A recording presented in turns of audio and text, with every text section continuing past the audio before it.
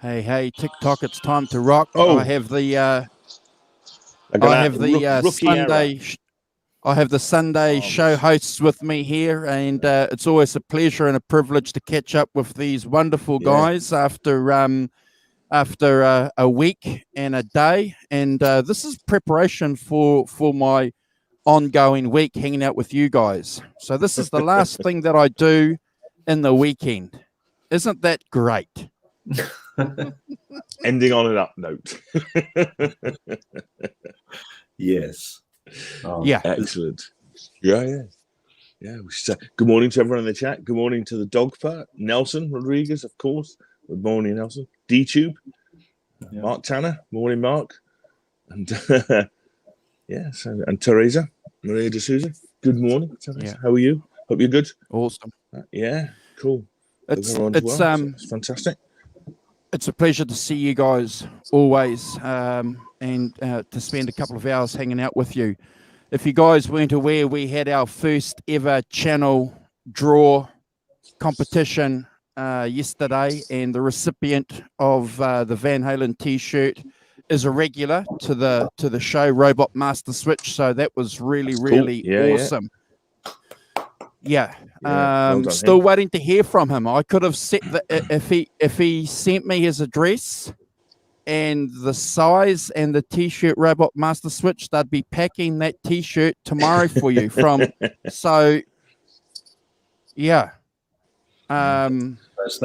get to it. And then you'll find out who is Robot Master Switch in real life. Unmasked. And we want an unboxing, or come live and do it, please. Yeah. That would be cool. That would be cool. Hey guys, just get a bit of the housework out of the way. So we're streaming on 3 platforms. I don't make this clear every week. So this show is streaming on this Facebook group there, all about the blues, home of the British Electric Blues Show. Check that out. Search that. You'll see Simon and I and Brad on there, and a couple of other regulars and a few other weirdos. But it's a pretty good Facebook group. Check that out. And also we are streaming on all things Eric Clapton, the British Electric Blues Show too. So check us out there as well. We'd love to be part of you guys on other platforms. Yes, and they're private groups, so go and join them. I just want to say one more thing too, guys. We're just 3 guys who love music, who found each other in the midst of the universe through all the interconnections and all the karma streams and grace streams and all the people that you meet. Somehow we congealed to be here at this point in history right now to talk about music, and that's all we are. We're just 3 ordinary guys who somehow through the chaos of the universe managed to find each other. That's the miracle. We all found each other. What we say and what we do, there's nothing miraculous about that. We're just 3 cats hanging out, sharing our stories. So we appreciate you guys in the chat being part of that. And if anyone wants to ever come on and share some stories with us, we'll bump any show we've got planned and we'll have you on, because we're just about 3 cats hanging out. That's it.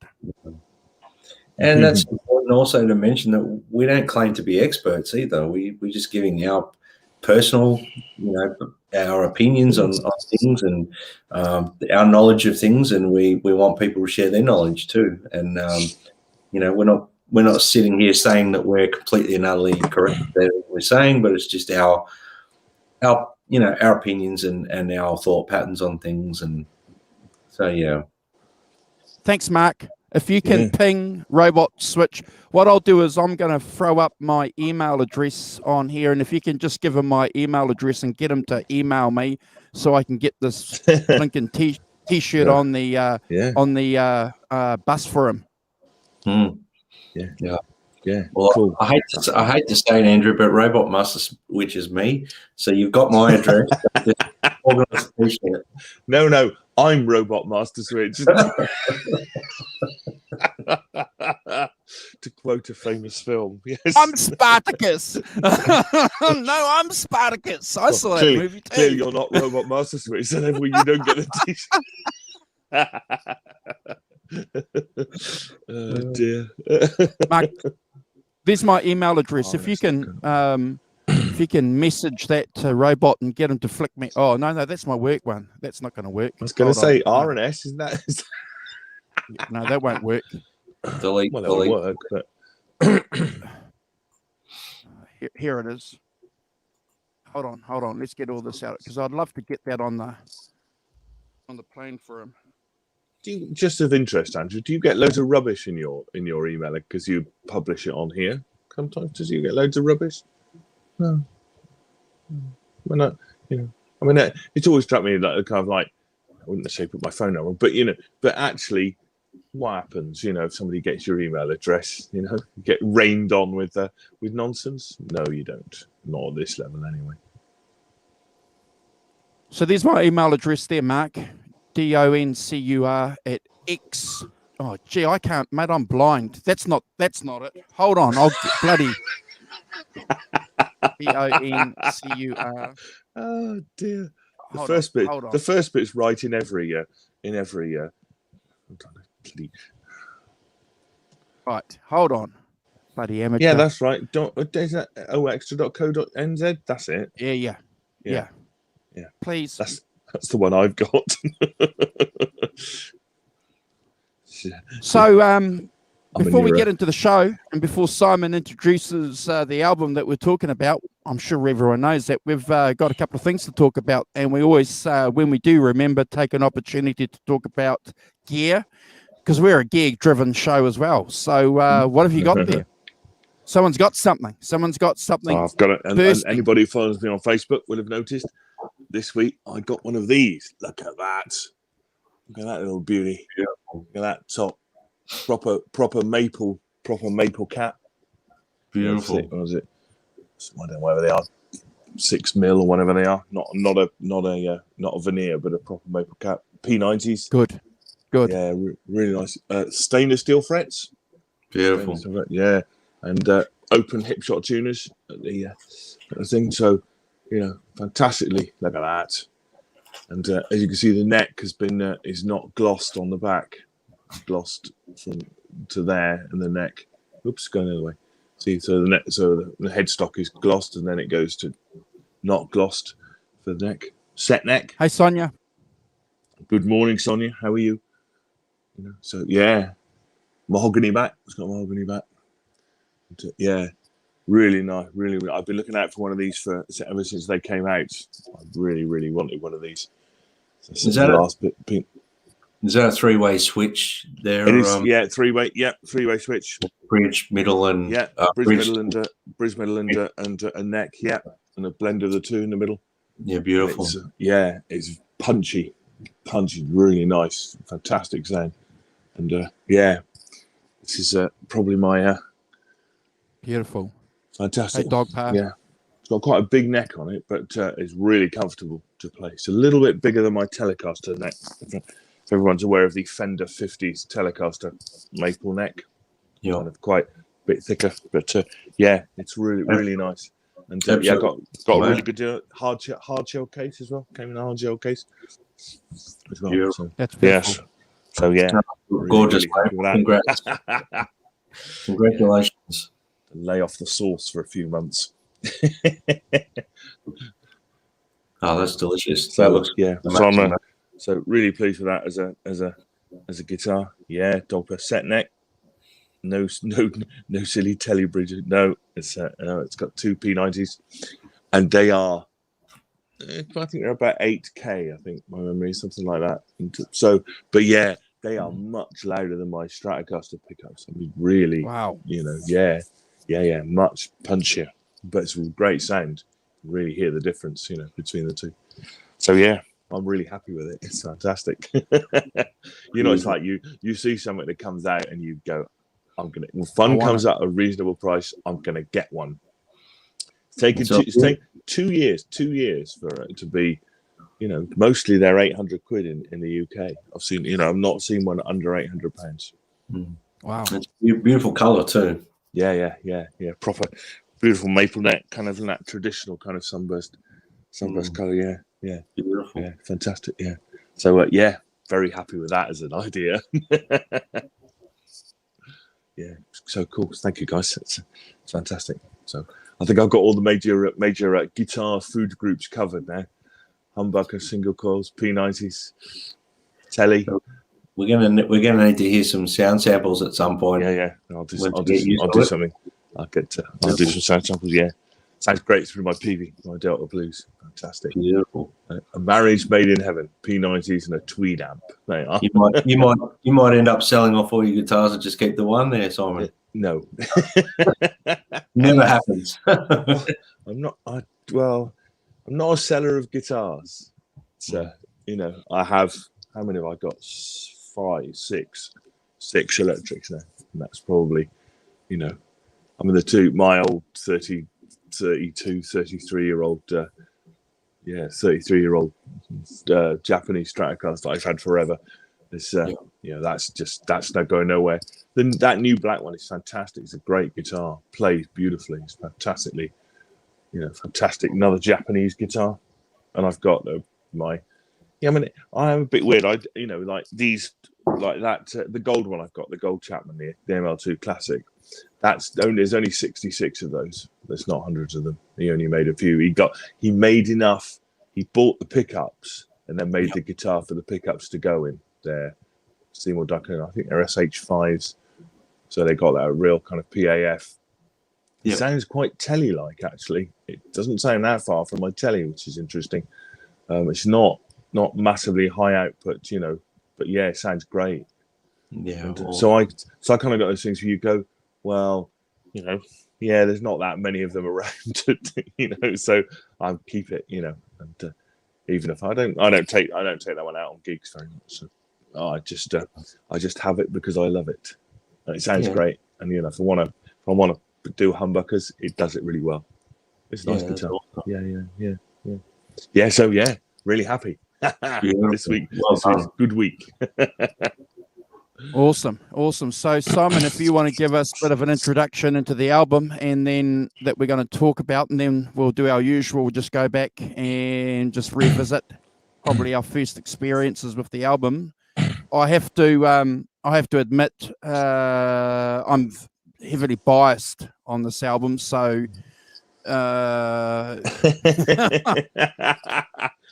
hopefully if biased in favor of it, not biased against it. Yeah.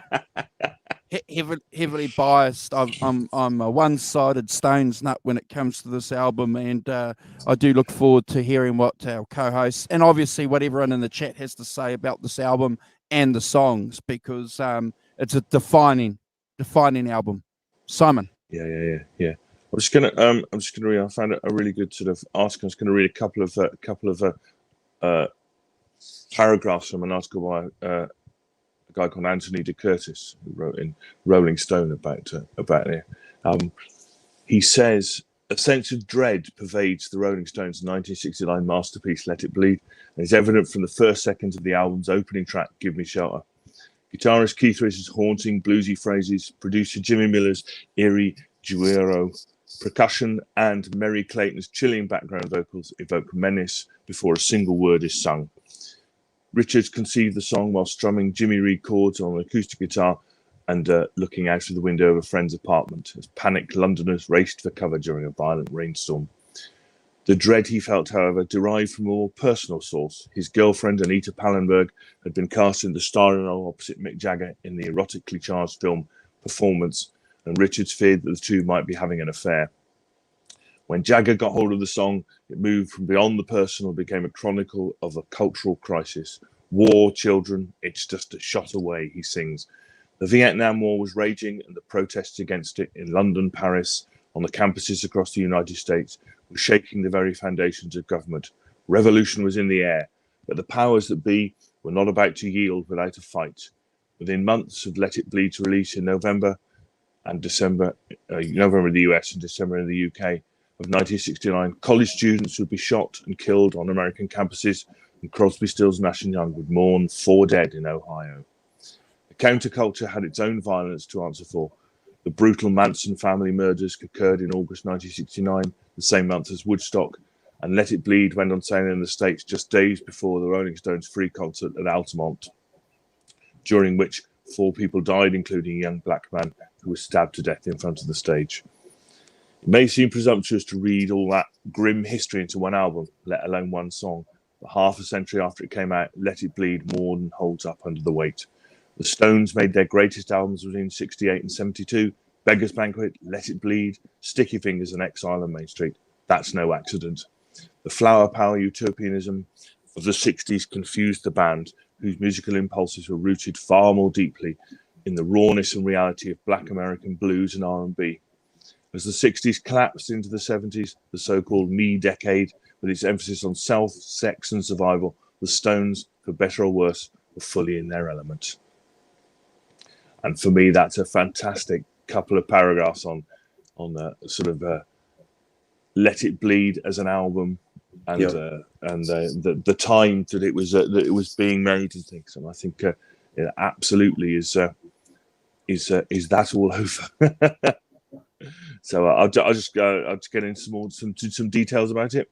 So it's the 8th British and 10th American studio album by the Rolling Stones, released in December '69 on Decca Records, and it's the follow-up to '68's Beggar's Banquet, as I've just said. And as with Beggar's Banquet, the album marks a return to the group's more blues sound approach that was prominent in the pre-aftermath period of their career. Additional sounds in the album draw influences from gospel, country, blues, and country rock. The album was recorded during a period of turmoil in the band. Brian Jones, the band's original founder and leader, had become increasingly unreliable in the studio due to heavy drug use, and during most recording sessions was either absent or incapacitated, that he was unable to contribute meaningfully. He was fired in the midst of recording sessions for this album and replaced by Mick Taylor. Jones appeared on this album on only 2 songs, playing backing instruments, and died within a month of being fired. Taylor, as in Mick Taylor, had been hired after principal recording was completed on many of the tracks and appears on 2 songs, having recorded some guitar overdubs. Keith Richards was the band's sole guitarist during most of the recording sessions, being responsible for nearly all of the rhythm and lead parts.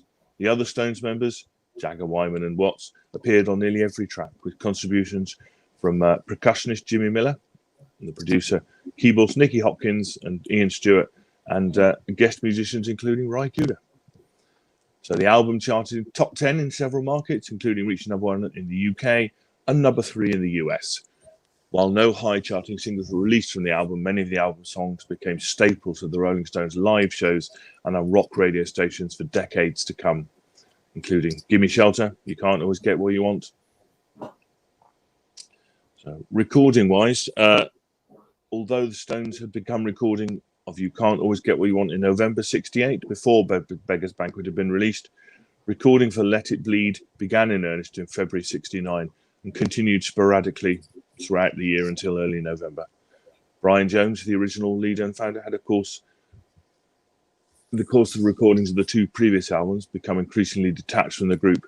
So, though present in the studio, he was frequently too intoxicated to contribute meaningfully, and after a motorcycle accident in May '69, missed several recording sessions whilst recovering. Always a talented multi-instrumentalist, Jones had previously contributed extensively on guitar, forming an integral part of the dual guitar sound that was central to the band's chemistry. So Keith Richards sang his first lead vocal on the Rolling Stones recording with You Got the Silver, having previously sang harmony and backing vocals with Mick on Connection and shared alternative lead vocals with Jagger on parts of Something Happened to Me Yesterday and Salt of the Earth. Additional vocals were provided by the London Bach Choir, who sang on You Can't Always Get What You Want. The choir distanced themselves from their contribution, however, citing what author Stephen Davis termed its relentless drug ambience. Bassist Bill Wyman appears on every track except 2, on which Richards plays bass, and drummer Charlie Watts performs on all of the tracks except You Can't Always Get What You Want. He struggled to attain the sought-after rhythm, so Jimmy Miller filled in for him instead. We'll get to that. So Let It Bleed was originally released, scheduled for release in July '69. Although Honky Tonk Women was released in the single that month, the album itself was delayed and eventually released in December '69. As with Beggars Banquet the previous year, the album marks a return to the group's more blues-based approach that was prominent in the pre-aftermath period of their career. The main inspiration for this string of albums was American roots music, and Let It Bleed is no exception, drawing heavily from the gospel, evident in Gimme Shelter and You Can't Always Get What You Want, Hank Williams and Jimmy Rogers, Country Honk, Chicago Blues, Midnight Rambler, as well as country blues, You've Got the Silver, Love in Vain, and country rock, Let It Bleed. So that's sort of some background. Just a small bit on the cover. Guys, have you got the cover there? Because I think I've left it in the car where I've been driving around. If you know, there's a cake on the cover. I don't know if you know this. That was baked by an unknown cook called Delia Smith, who is now the doyenne of TV cooks in the UK. She became later the absolute doyenne of cooks in the UK. Many cookbooks and TV shows and everything. So that's baked by her. It's a fun track. Okay, cool. So hopefully that's a bit of an introduction to the album and what we've been listening to this week. But we can go on now to the songs. So got quite a lot of stuff on here. So the first song on the album is the classic "Gimme Shelter." I think, as I said just now, has become an absolute bona fide classic of in the Rolling Stones canon. They've done it hundreds of times in concert. They've even done it with the choir again. Not the choir. No, that's later. Sorry, not that one. But yeah, it's become a completely thing. As I said earlier, it was written by primarily by Keith, who was playing whilst there was a massive thunderstorm in London, and people were scurrying to find shelter. And clearly, when Jagger got hold of it, turned into something different. It's it's really about violence, and it's about the violence of that era, Vietnam War. As we know, it was going on then. Lots of protests against it, and he said about it. Jagger said about it. It's a very moody piece about the world closing in on you a bit. When it was recorded, early '69 something, it was a time of war and tension. So that's reflected in this tune. Steel wheeled out when big storms happen, as they did the other week. Well, when this is done, so during Hurricane Sandy. You've been used a lot to evoke natural disasters. So the recording features guest vocal by Mary Clayton, not Mary Clayton, but who recorded at the last minute late night recording session during the mixing phase, arranged by her friend and record producer Jack Nietzsche. After the first verse is sung by Jagger, Mary Clayton enters and they share the next three verses. A harmonica solo by Jagger and guitar solo by Richards follow. Then, with great energy, Clayton repeatedly sings "Rape, Murder, It's Just a Shot Away, It's Just a Shot Away," almost screaming the final stanza.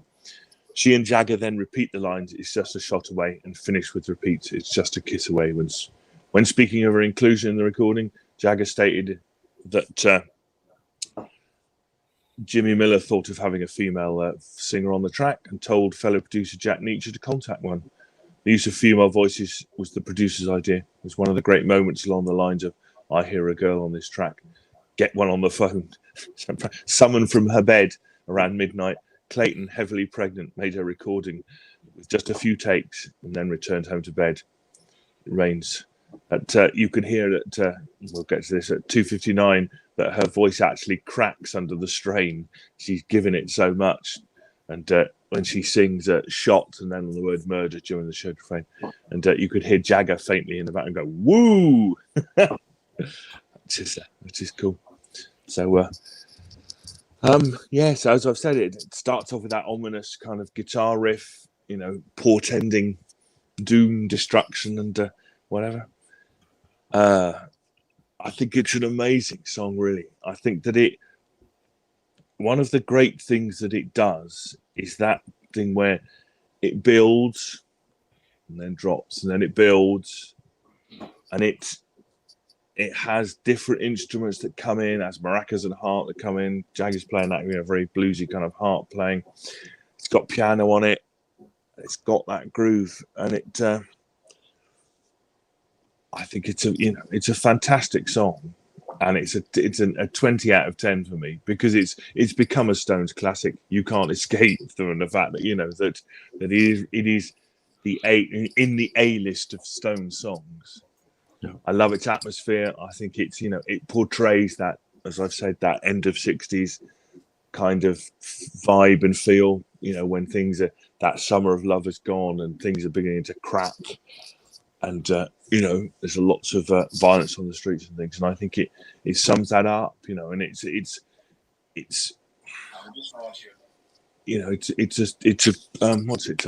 the same as Street Fighting Man kind of thing. It's in that kind of mold. Interestingly, I don't know whether they thought they'd have a Street Fighting Man for this song kind of thing for this album, but so absolutely a 20 out of 10 from me. Probably not a skip.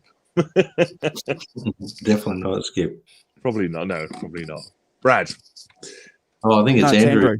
Yeah. Sorry, Andrew. Sorry. So the slogan with this album when it came out apparently was this record should be played loud. That was says on the inside, doesn't it? Yeah. The emphasis behind the album, and I certainly agree with that logo. You've got to crank this album up. If Beggars Banquet gave us a taste of the supernatural blues that they were going to pursue later on with each step of album after that, this album succinctly distilled the country element, which would be another ace up the sleeve for the Rolling Stones. And there's a couple of tracks on this album which are overtly country. Remarkable emphasis on the band to be able to touch that and repackage that American thing again. I love this album because it's the album that gave us the '69 tour, which is arguably one of their greatest tours ever. I won't repeat what Simon said in the intro, other than a couple of things that I've picked up from this book here, and I recommend to anybody that's a Stones nut. And when we've spoken about the Stones, I've always, there it is there, this book here called Experiencing the Rolling Stones by a guy called David Malvini. Check it out. It's remarkable in its analysis, and I'm pinching a lot of my ideas from his book. So just give me a second, I'll get rid of that screenshot. So one of the themes that I picked up when I've read his book is he talks about the tonal characteristics that the Rolling Stones love to do with their albums. And what's really interesting on this album is that there's no tonal characteristic, which is quite interesting. And we'll talk about that a little bit later. So the first song, obviously, is Gimme Shelter. It's in C sharp, and the rhythm guitar is played in open E. So we all know that Keith is really, really important because of open G. And the only open G song that's related to this album is Honky Tonk Woman, which became the single. So that's a point worth remembering. There's no open G songs on this album, which kind of blew me away when I started delving deeper into the Stones, because I couldn't quite pick it up with my ear, guys, and yeah, I wasn't listening for it. But this song, the classic guitar riff that Simon's spoken about, it's in a recorded with a Martin guitar, which is famous for two. What am I saying here? We have an Australian here on the host as a host, and the Martin guitar is famous because it's another fellow Australian too. Apparently that Keith picked up. Some guy left it at his flat and he's playing it through this Triumph solid state amp, which is again really interesting. When I read that, it kind of blew me away, because you kind of think of the Rolling Stones and tubes, but he loved the sweet spot. You know, I think the great thing with Keith is he was always able to find the sweet spot. We always talk about defining albums, and we always talk about defining tracks. You know, every album we do just about has a bloody good opener. But I think you have to do the Simon Williams test with this song. You have to climb the parapet. You have to find some elevated loft somewhere, or, you know, tree hut, or and put some headphones on and listen to this song at nighttime and get a natural buzz from it, because it's remarkable. It's I can't describe it other than distilled. It's distilled genius. And Jimmy Miller again is really, really important, because I can't pronounce the word, but he plays, and I've got a photo of it. You guys might be able to pronounce it. It's called hold on, guys, I'll grab my book here. It's called a GUIRO, a grito, which is a South American thing. And there it is there. You guys would have seen that. Yeah. That's right. Yeah. So just again, these little things that add, you know, that the Stones were really good at. I suppose they kind of, in a way, were lucky, because Brian Jones, as Simon said, you know, didn't contribute at all with guitars on this album. I think he just played keyboards and something else, a harpsichord or something. Yeah.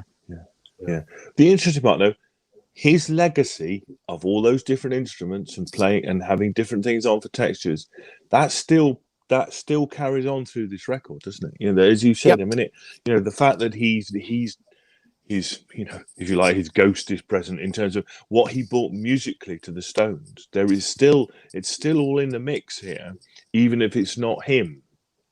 I think that's the interesting point, isn't it? You know, that clearly they're carrying this on. One thing I wanted to post, I heard a sort of theory that I heard somebody talking about his, and we've talked about the open tunings bit and where Keith learnt it from. And somebody I was listening to said that he had learnt the stuff initially from Brian Jones, but he learnt it differently, like the sort of similar open tunings, but differently from Ry Cooder, as if Ry Cooder had introduced a slightly different way of doing it, which somehow made it click more with Keith rather than the Brian Jones bit, which had just been, for slide or whatever. Does that make some kind of sense to you? As a kind of, there's a progression thing? You think it's just, no, that's just an interesting thought that I'd heard. No. No, as I said, I hadn't sort of researched. I hadn't thought then whether there was a difference between the two things, and whether Ry Cooder had showed him something different, the same thing but in a different way, kind of thing. No, we can talk about that later. But okay.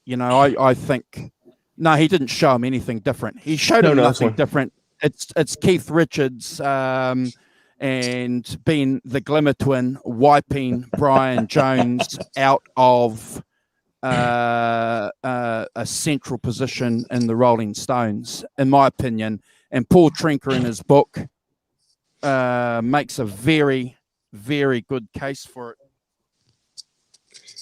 Well, for Keith doing that, yeah. If you guys are Rolling Stones nuts, you need to check out this book here, Sympathy for the Devil.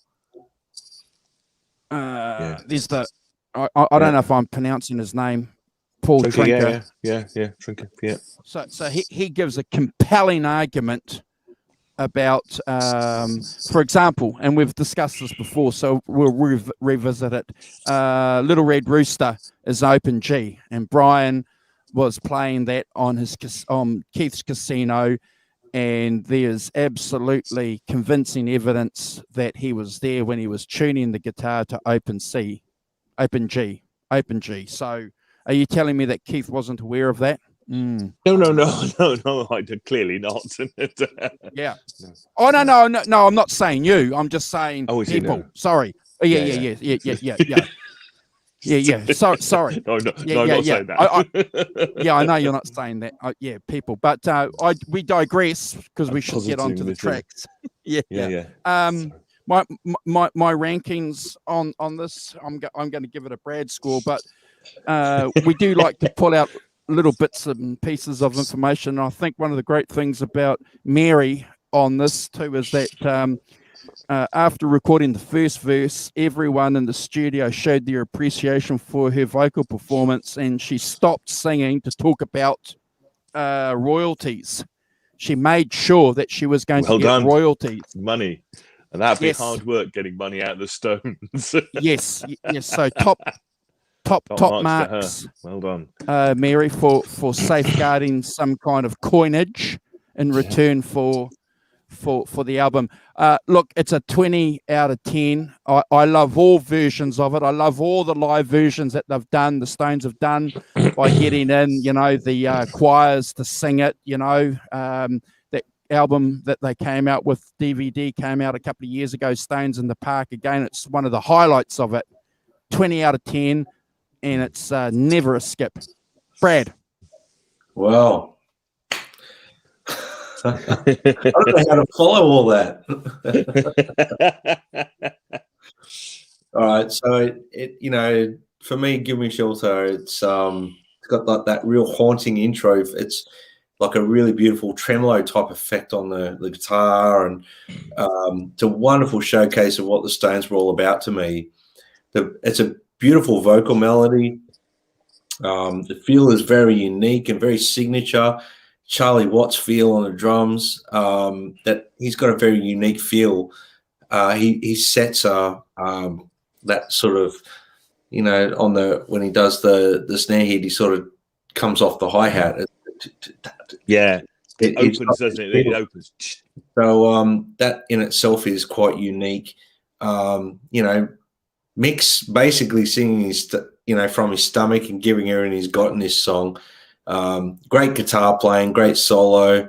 I love the female vocalist, Mary, and, I won't go on forever, but great opening track for the album. And it does, in my opinion, it showcases what the Stones were all about for me in this period especially. So 20 out of 10 for me, and such a powerful opening track. Hard to follow a track like that too. Yeah. It's fantastic. Just an addendum.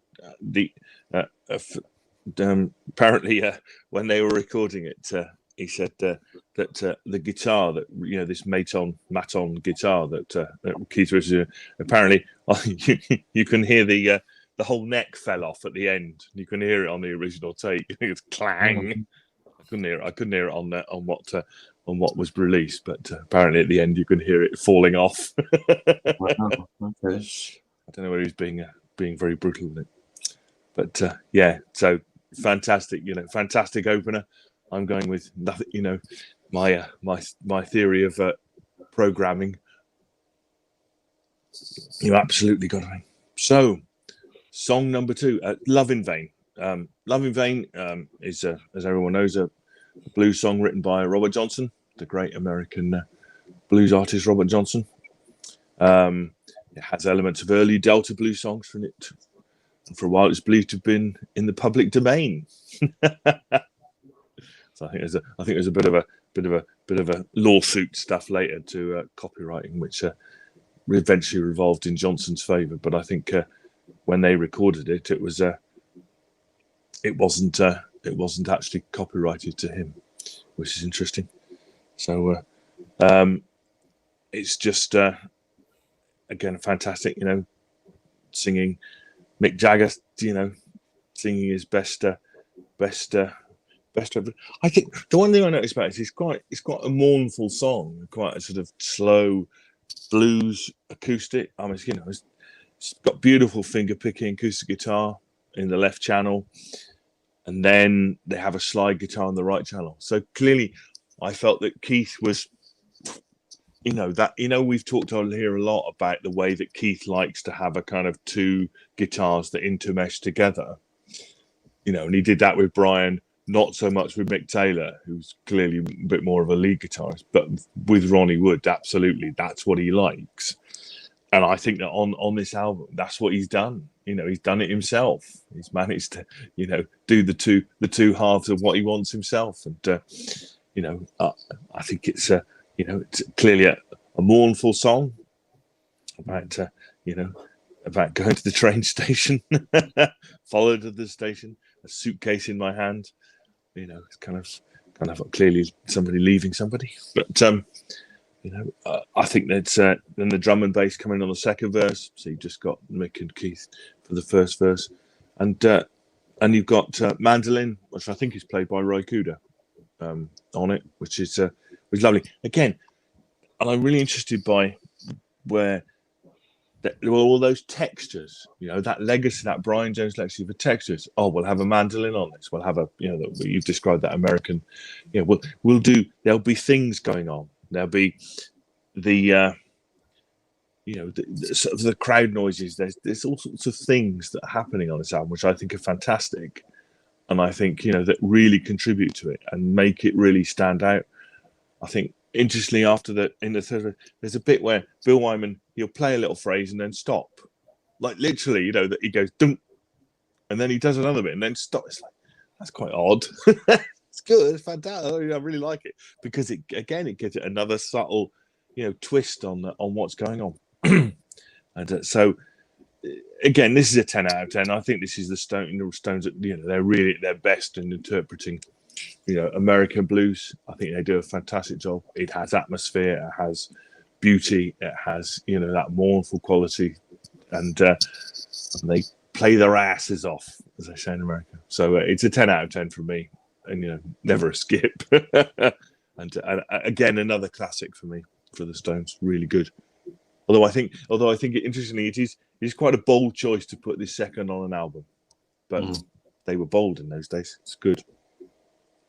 Yeah, look, I agree with you, Simon. I think it's a remarkable song. It's interesting because, again, the Rolling Stones just didn't blues this. They countrified it. And if all the reports that I've read over the years are true, that Graham Parsons was involved in it, I find it difficult to believe that Keith only heard the song in 68 when the King of the Delta Blues album came out in 62. But apparently, according to all the research I've done, he didn't hear the song until 68. So we'll take some of these reputable Stone scholars at their word and say, wow, well, what they done with this song in a short period of time is amazing. We mentioned earlier before about how Keith talked about in the past about open tunings. I think one of the key things that I've picked up in researching this this album is that, for example, most beginners know how to finger a C, a G, and a D. A lot of the songs on this album, Keith experimented with the capo. So the capo on Love in Vain is a B flat standard tuning with the capo on the third fret. And what happens with putting your capo on is that the relative tuning, if you're doing a C, a G, and a D, would be a B flat, E flat, and an F. But according to Keith and a couple of other guys, it's not necessarily the chord differences that Keith Richards was looking for at this stage. It was the string shortening. It was the tension and the ambience that he was getting with the string differences that he liked the most. That's what was attracting him as a guitar player, as opposed to just the chords. And if you guys have ever played Love in Vain, it's not a difficult early intro. If I can play it, anyone can play it. But you got to have it on the capo at the third fret. It's a remarkable song. I I love it better than the original. And that's saying something, because I'm a Robert Johnson nut, and anyone who's a blues nut has to give, you know, responsibility to the work that these early guys did. But I just love their version. And before I pass it on to Brad, according to a couple of other guys, the reason why the train's really, really important for a lot of these black guys in the South is that the train was about freedom, was going to Chicago. You know, the train, jumping on the train. Every time they saw the train when they were working in the fields, it was like, we got to get on this train and get out of here. So clearly the song, Simon, I think it might be about leaving life behind. Yeah. And going to the city, and going to the city. So that's my little twist on it. I love the song. And I told you guys before, you're not going to get any weird low scores from me on this album.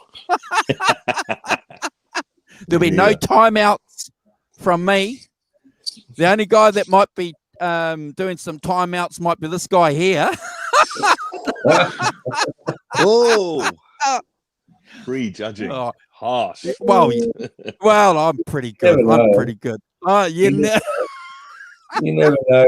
You know, I like to mix things up a little bit. Yeah.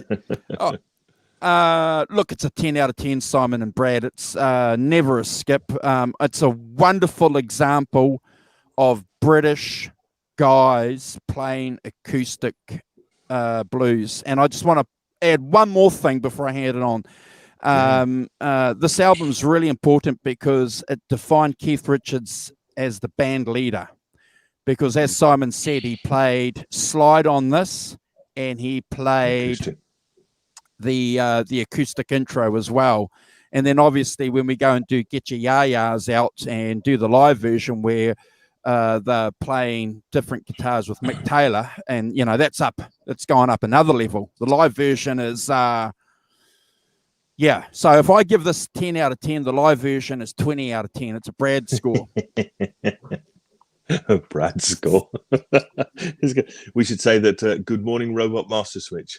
If you would like to email Mr. Walton, I've got it all. Got it all. Yeah, mate. I can present shows with my co-hosts and talk and read and send emails at the same time. It's all done. You're a multitasker. Whenever women say that men can't multitask, I'm just going to go, my mate Andrew can. Hey, we only multitask when it's things that we want to do. When it's anything else, I can't beat. Yeah. And I won't say it, but I can't beat. Simon, it's never a skip. I think it's just a wonderful example of British cats once again playing acoustic blues. Wow. Yeah. Brad. I can't really add a lot more to it. I'll just a couple of things I noticed here. I love how the intro is very quiet. It's beautifully quiet. Love the slide playing in it. The melody's beautiful, the way they've done the melody. The song, they've added that very cool swagger to it that the Stones do their way. They've got a swagger in the way they perform and the way they execute songs. I really enjoyed the mandolin. It's very cool. And you guys have covered off most of the main points, so I don't want to sort of double up on that. But I gave it an 8 out of 10. It's not a 10 out of 10. Sorry, mate. But it's not a timeout score, but it's nowhere near where yours Getting close. Getting close. Getting close, bro. Are you, Brad? I don't know. Are you? Well, I suppose we should have asked this at the beginning. So, what are you? Were you familiar with this record before? Yeah. I'm a Stones fan. I love the Stones. I've seen the Stones. Just checking. I've seen the Stones. I've been twice to see them, and I love the Stones. They're amazing. But especially the late '60s and '70s era of the Stones is my favorite. Yeah, hey, Brian. That's my morning, Brian. Good morning, Texas Jackdaw. This one. Yeah. even like some of the albums that I'm not sure how you guys feel about them, like Black and Blue and sort of albums like that. I love them. Mm. Wow, Black yeah. and Blue. Black and Blue is 75 out of 100 for me. Mm-hmm. Okay. I'll talk about it though. We can talk all night about it. Don't get me wrong, man. You know, 75 out of 100 for me is probably like 95 out of 100 for mere mortals. Yeah. I almost chose It's Only Rock and Roll for us to discuss as an album. So I'm happy to go into the 70s. No problems at all. Mm. Yeah, absolutely. Love the 70s. I love the Stones 70s for me is different thing, but I love it. It's Goat's Head Soup. Oh, I love it. It's the birth of where things like spawn from, like the Black Crowes and all those sort of bands. They spawn from the Faces and the Stones. That's just, you know, that 70s Stones era. Just love it. That's the foundations right there, baby. Right there, baby. So while we're going through doing these polls, I just want you guys in the chat. Is it the 69 to 9? Start again. Is it the 69 tour for you that you'd want to be part of to see, or the 72 tour? That's always a debate for Stones fans. 69 or 72? They both got Brian Jones, Mick Taylor rather, and as everyone knows, the version with Mick Taylor is the best version of the Rolling Stones. It's in all the books. I'm proven 72. by maths. So I go 72. The live in Brussels thing is, I think, is Andrew, which I sent you. It's fantastic, you know, and I love the horns on it. So I'd be going, the live in Brussels, which is 72 myself. Yeah, that American tour in 72 was just phenomenal. But 69. Ooh, baby. What do they say? Hot doggy. Careful with that. We need some Americans on here. Americans. We need some Americans on here. Where's Kurt? Ooh, daddy. Kurt is safely ensconced in his bed. Well done. Okay. Third song. So okay. The third song is a Country Honk, which is as any fool knows, is the sort of the country version of Honky Tonk Women. Basically, it's the same song but countrified by. It's written by Keith and Mick on holiday in Brazil from late December 68 to early January 69, inspired by the Brazilian. Sorry, Teresa, I'm going to Capiras, inhabitants of rural or remote areas of Brazil, and they recorded. They were staying at a ranch, and in Sao Paulo, very nice. So, thematically, it refers to a dancing girl in a Western bar who may have worked as a prostitute. The setting for the narrative in the first verse of the Rolling Stone rock and roll version is Memphis, Tennessee. Whilst in Country Honk, it's Jackson, Mississippi. They recorded it calling it Country Honk as a country song in London in March 69. Brian Jones was present during those sessions and may have played on the first handful of takes and demos. It was his last recording session with the band. The song was transformed into the familiar electric riff-based hit single Honky Tonk Women sometime in the spring of 69, prior to Mick Taylor's joining the group. In an interview with magazine Crawdaddy, Richards credited Taylor for influencing the track. The song was originally written as a real Hank Williams, Jimmy Rogers 1930s country tune, and it got turned around this other way by Mick Taylor, who got into a completely different feel, throwing it off the wall in another way. However, in 79, Taylor recalled it this way: I definitely added something to Honky Tonk Women, but it was more or less complete by the time I arrived and I did my overdubs. Honky Tonk Women is distinctive as it does not open with a guitar riff, but with a beat played on a cowbell, which Jimmy Miller played. So Mick Taylor says that his part on Country Honk wasn't on a regular guitar; it was on one of those cheap little Selma Hawaiian guitars, which is why it sounds weird. And it does sound weird. And somebody called Byron Berline played fiddle on it. So he was recorded on a Hollywood sidewalk, which accounts for the car horns in the background and stuff, which I think give it a great a great ambience, because that's how it starts off. It starts off with those kind of sounds of the street and the car horns and things, and then goes into the strum guitar with the drums in the background, and then that fiddle comes in, and that fiddle is prominent all the way through. As a thing, I think it has great swing to it as well. That's a great sort of, they definitely go that country swing thing. I think the backing singers sing the lines with Jagger, which is really cool. Yeah, great third track. Really like it. I'm giving this a 9 out of 10. Do you like honky tonk women or country honk better? I think they're almost to me they're different songs, and they're different thing, and you don't but yeah, another classic for me, I think, and another example of, Andrew, as you've talked about, taking that sort of country blues thing, but just and just having a fiddle on one track, because it suits, and recording it in the street kind of thing, because it works, and because it it gives the song an ambience and a place that it needs. It's really cool. Awesome. Yeah. I remember when I first heard this album, and everyone of a certain age knows Honky Tonk Woman, because it was a radio song for a long, long time. Before I even got into the Stones, I knew Honky Tonk Woman. And then when I heard this version of it on the album, and around that magic age of 15, 16, 17, I remember thinking, holy cow, this sounds really strange. I remember being like thinking, what, I never appreciated this song for a long time.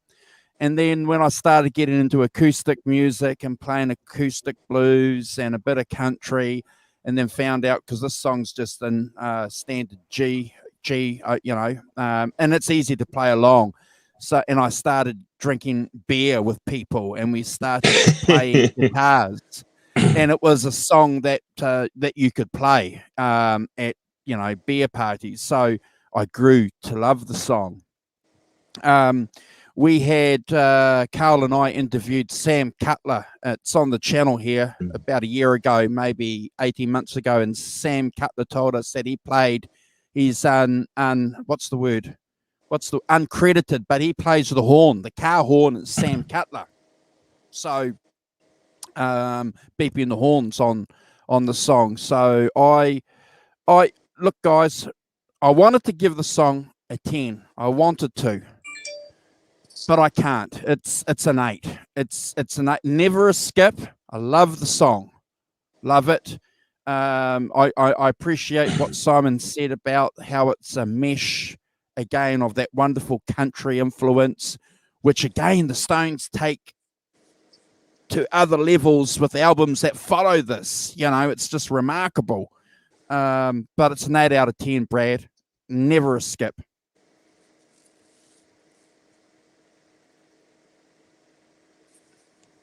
You've gone mute, Brad.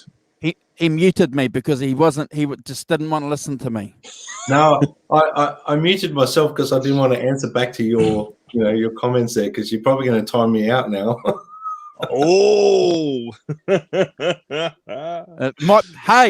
it might be bloody worse, mate. You might get booted.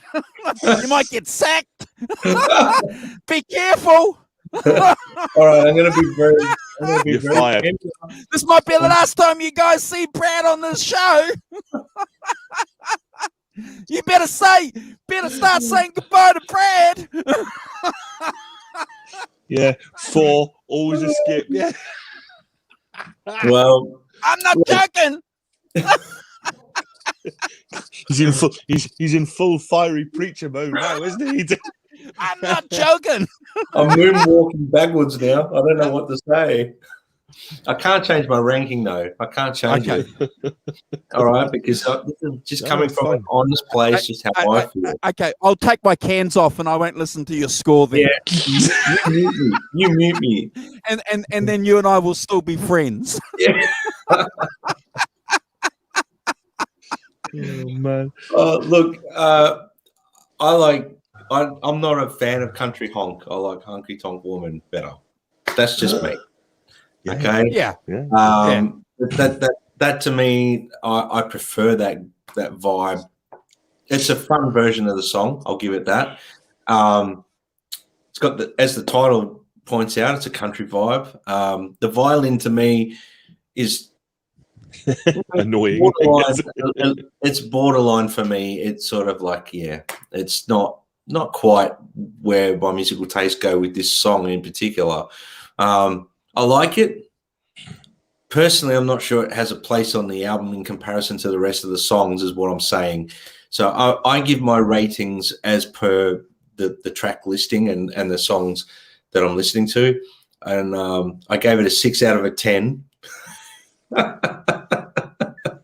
6 out of 10. And I can't even say. And it's 10 out of 10. Good on you, bro. That's awesome, man. Awesome. Man, I knew you'd change your score. You are.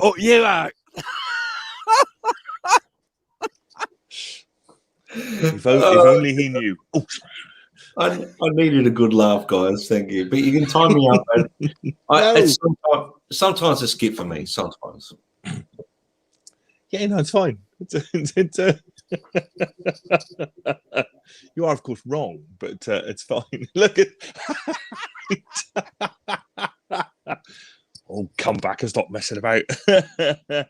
Yeah, Mark. I think Mark Tanner feels slightly the same way. It's all good. It's all good on here. There's no. It's fine. It's how it strikes you. You know, especially we go through these albums. It's you know.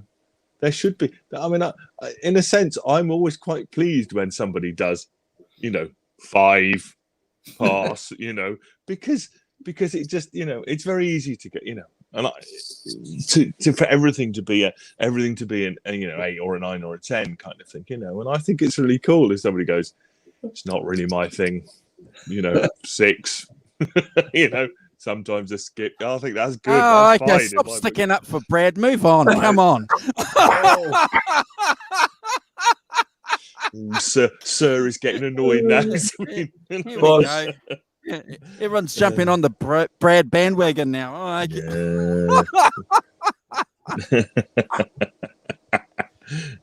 yeah. We should say good morning to Lloyd Hollebeck.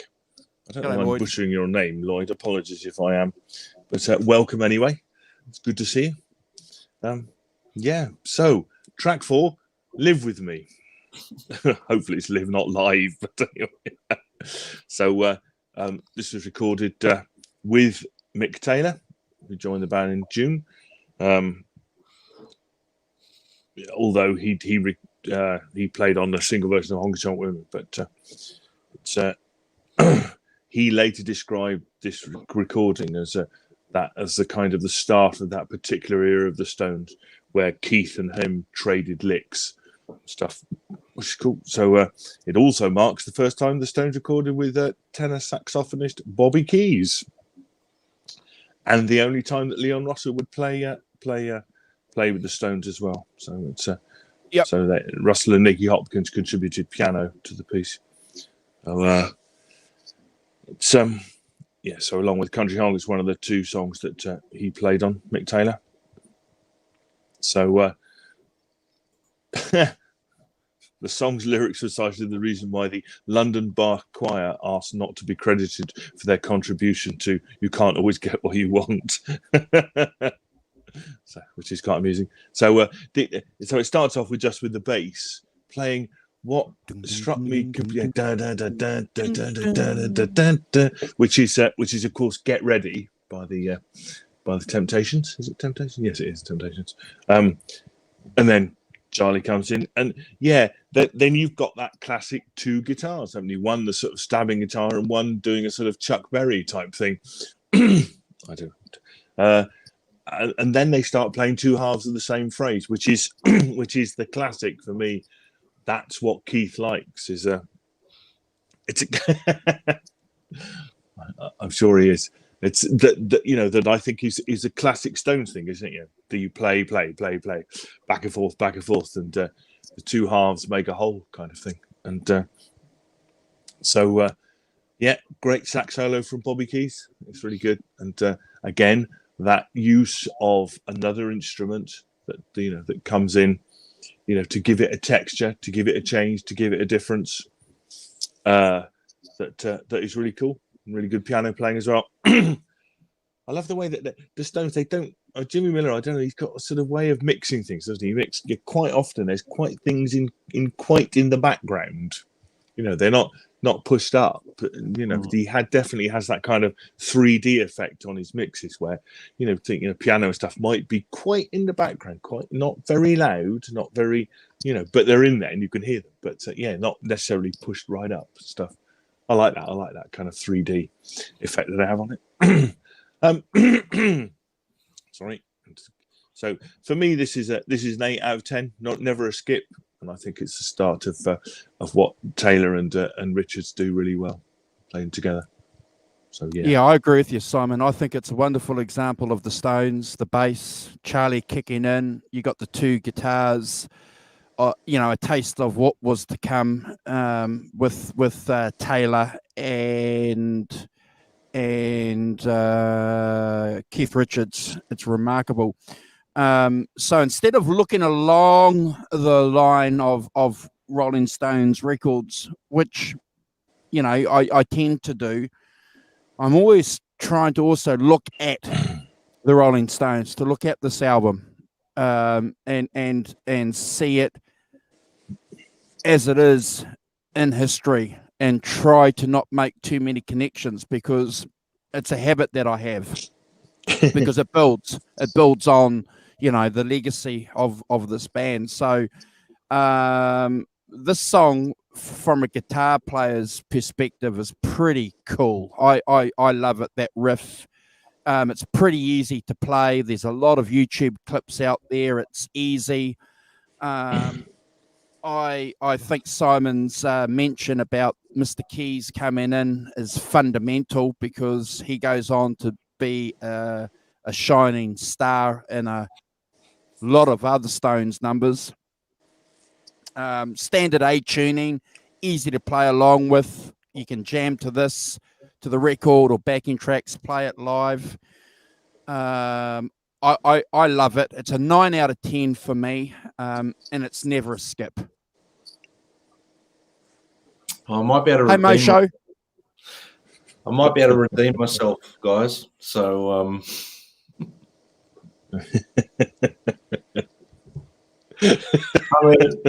this song's a great song, and I'm not saying this to try and just keep the boss man happy. Okay. Let me put that another way. Yes. No, there's lots of textures going on in this song. The piano is very cool, as everyone's highlighted already. I love the great guitar tones on this song too. I've always loved the guitar tones that they've captured on record. Just very cool. Classic Stones vibes. The double time drumming sections are very cool. The sax solo fits perfectly. Mixed vocals are classic Stones vibe for me. I gave this song an 8 out of 10, and it's never a skip. Yeah. I think you've redeemed yourself, and that's good. So you've got an invite to come back. So that's great. Oh, actually, there was never an invite, was there? You just jumped on here and made yourself at home.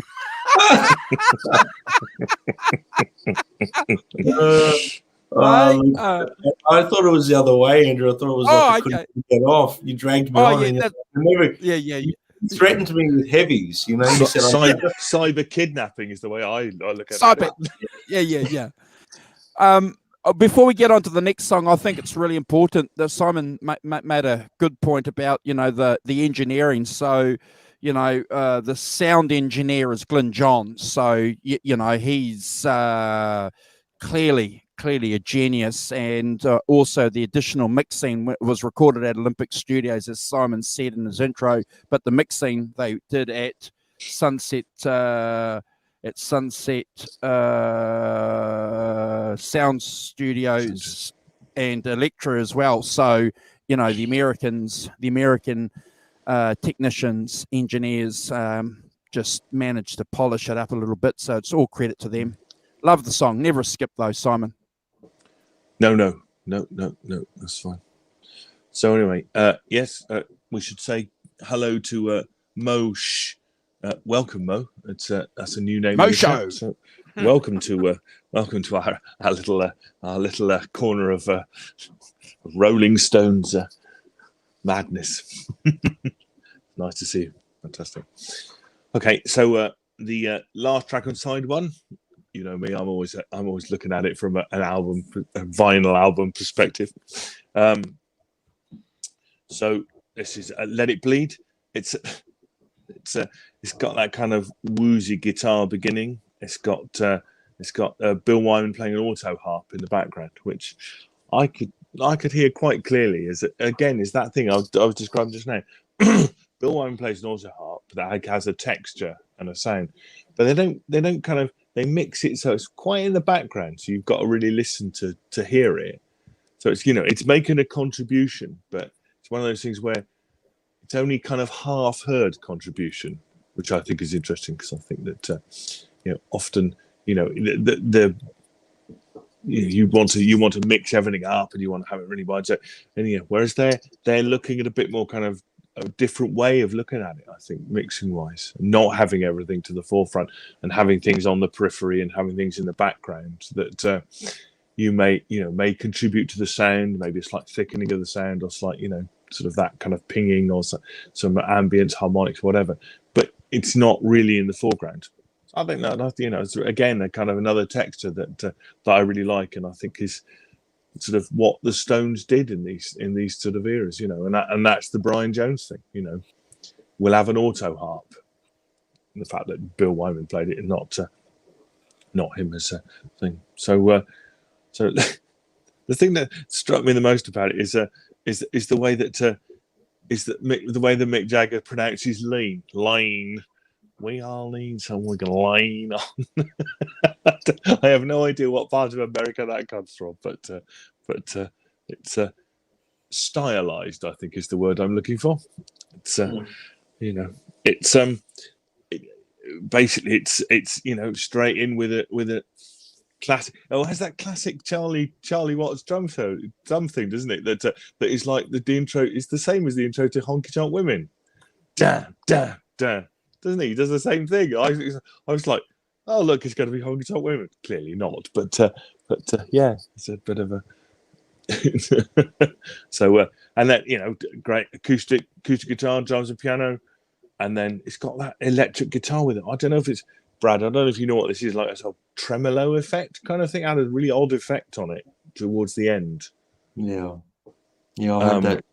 Yeah, I didn't quite know what. I don't know whether it was the auto harp or whether it was a guitar with an effect on it, to be honest. But it's and we should say that Ian Stewart plays piano on it as his only appearance on the album, and it's interesting.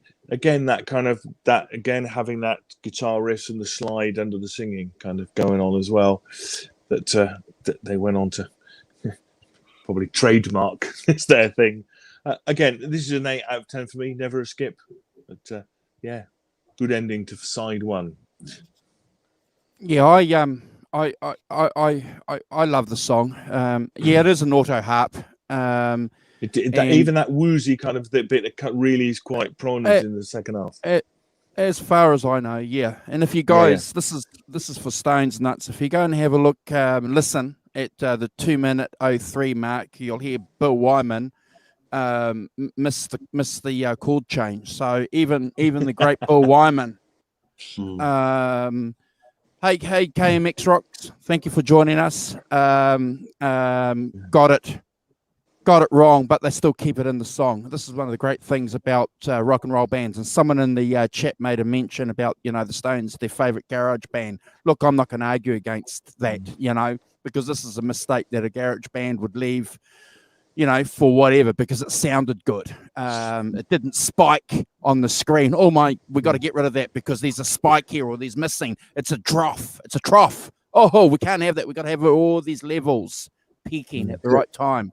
That's not how rock and roll works, brother. Rock and roll is about mistakes. It was then, for sure. Well, it was. Yes. And interestingly, it's one of the things that was said about this is that this song particularly it makes the best illustration of the way that the Rolling Stones make a slightly sloppy approach work for them rather than against them. Yeah, I'd agree with that. Yeah, I'd agree with that. I and again, it's a pretty easy intro to play. You just get your guitar. It's standard tuning, capoed at the third fret, so it makes those chord changes really, really easy. Loved the lyrics when I was a young guy. Breasts, cocaine, parking lot, all these. Wow, filth. Yeah. Wow, rock and roll, subjects of rock and roll. It's the Rolling Stones. And before we get on to my co-host, the guy that gave 6, the sixer. I know it was a 6. I know it. I got spies. Someone was telling me you gave a 6. I thought it was a 10. The sixer.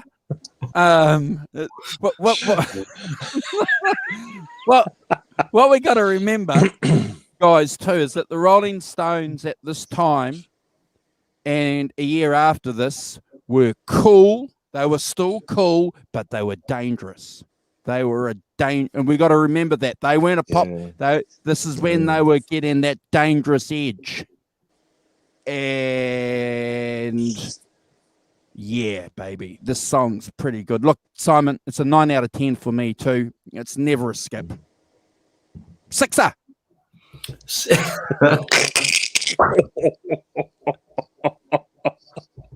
That's harsh, isn't it?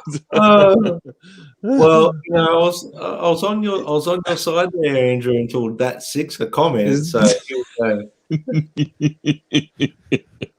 all honesty, for me, hey!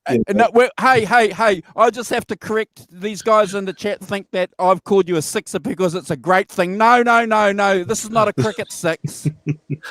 No, it's not. It's not a baseball 6. It's not a home run. Yeah. This reference to him being a 6 is not a positive comment. Hang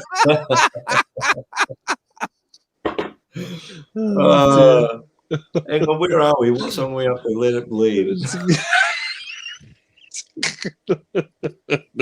show's going off the rails, I tell you. Not my fault.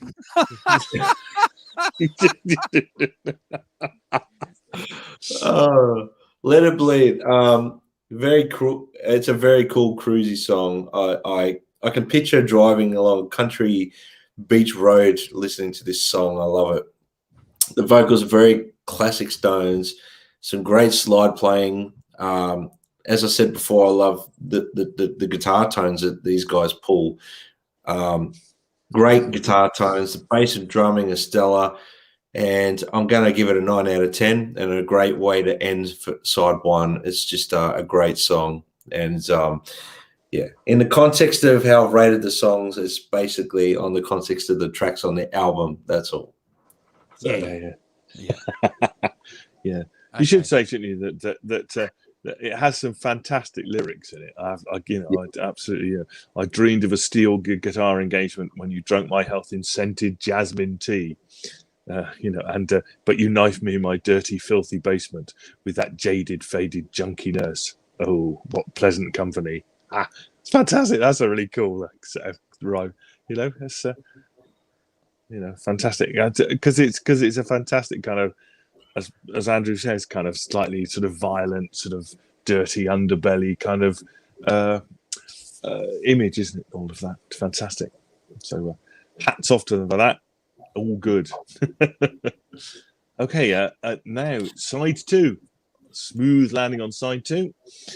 We start off with, I think, another Rolling Stones classic, which is Midnight Rambler, based loosely on the biography of Albert DeSalvo, who apparently confessed to being the Boston Strangler, although it's not entirely certain whether he actually was or not. But Keith Richards has called the number a blues opera, and the quintessential Jagger Richards song, stating in the 2012 documentary Crossfire Hurricane, check it out if you haven't, that nobody else could have written that song. Mick said that it's a song that Keith and I really wrote together. We were on holiday in Italy, in this very beautiful town, Positano, for a few nights. Why we should write such a dark song in this beautiful sunny place, I really don't know. We wrote everything there. The tempo changes, everything. I'm playing the harmonica in these little cafes, and there's Keith with the guitar. In the days when they could. Hanging out in bars in Italy playing. So I hope they put a hat down, see if they got anything. When asked about the song in 71, Keith said, usually when you write, you just kick Mick off on something and let him fly on it.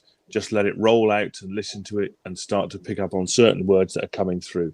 And it's built up like that. A lot of people still complain they can't hear the voice properly. If the words come through, it's fine. If they don't, that's all right too. Because anyway, that can mean 1,000 different things to anybody. So, the studio version of this track was recorded in the spring of '69 at the Olympic Studios and Trident Studios.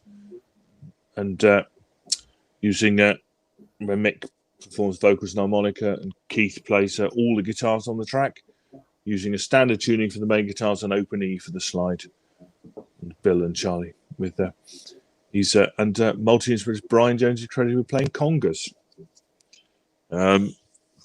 The song bears a similarity to the Boudoir Stomp and Edwards Thrump Up, recorded in '69 by the band minus Keith and Brian, but featuring Ry Cooder on guitar and Nicky Hopkins on piano.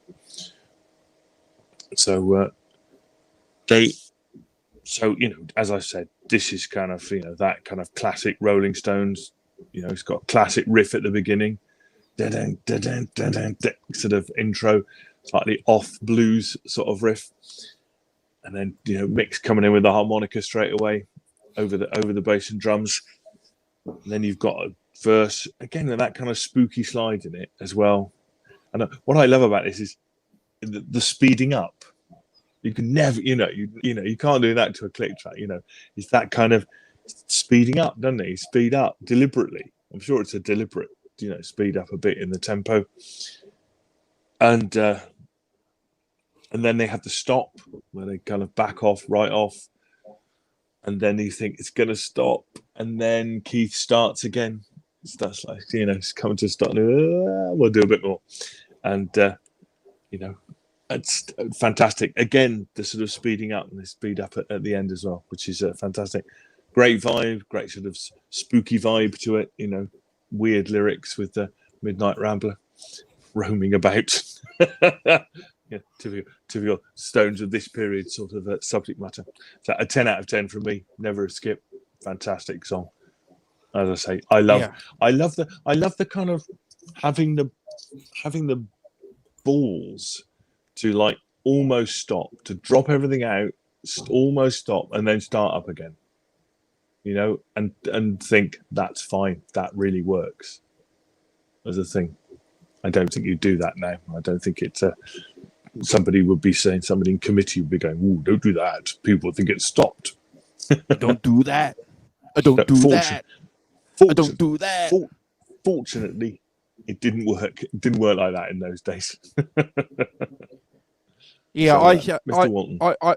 I love the song too. I think it's a great side opener, up there with "Gimme Shelter." As Simon said, it's standard tuning, but it's capoed at the 7th fret, which is really interesting. So if you guys play it, and it's pretty easy. There's a quote here that Midnight Rambler. This is a quote that Keith says about the song is Chicago blues, but the sequence isn't. But the sound is pure Chicago. So I have to agree with everything Saint Keith Richards says. Everything except for the open tuning bullshit. Look, yeah, and I made a reference earlier, guys, how I tried not to look at this album along the line of Rolling Stones albums. I tried to look at the album when I'm giving my score by the album itself, but I have to make mention of the Getche Yaya's version out of this song. So listen to both of them. This song is remarkable in its own isolated sense. I'm not going to talk about the subject matter because I think Simon's done that remarkably well. Again, another area where the Rolling Stones, as Simon said, had balls to talk about. They're talking about rape, murder. They're talking about analogies to the Vietnam War. They're talking about what happened in Paris. They're talking about, what's happening with the young people in the UK themselves. And now they're talking about issues involving women. So, the Rolling Stones are a clever, articulate bunch of guys because of the subject matter, because of the songs that they talk about. Simon, it's a 10 out of 10 for me. It's never a skip. Brad. All right. I love the intro to this song. I've always loved it. I love the guitar tone. It's very nasty. It's got enough grit in it to rattle your teeth. Mick's singing his skinny little heart out. The band is cooking. It's a tough sounding blues by the Stones, and I gave it an 8.5 out of 10. Never a skip. That half saved you. 8.75. Yes. Oh my God! Don't put that in his head. Don't go into fractions now. Oh no, for our American friends, it'll be, what was it? 8 7/4, 8 3/16, 8 5/32s. Yes.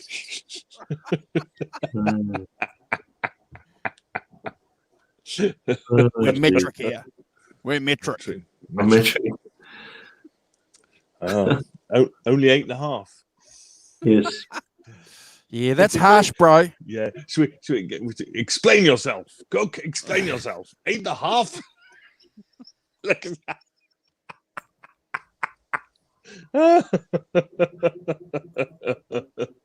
Oh, come back. Stop misbehaving. Oh dear. Sorry, Brad. He's just being the butt of our jokes now. It's just being naughty. That's why Andrew's got me down the bottom today, so that I come at the bottom of the class. Clearly. Oh dear. Anyway, let's moving swiftly along to You've Got the Silver, which is recorded in February '69, and is the first song to feature Keith on solo lead vocals throughout. He previously sung lead vocals on parts of Something Happened to Me Yesterday from Between the Buttons and Salt of the Earth from Beggar's Banquet. But one of his own compositions, it's said to have been written about his then girlfriend, Anita Pallenberg. So it was also the last song with Brian Jones to be released. He plays auto harp, one of his 2 appearances on the album.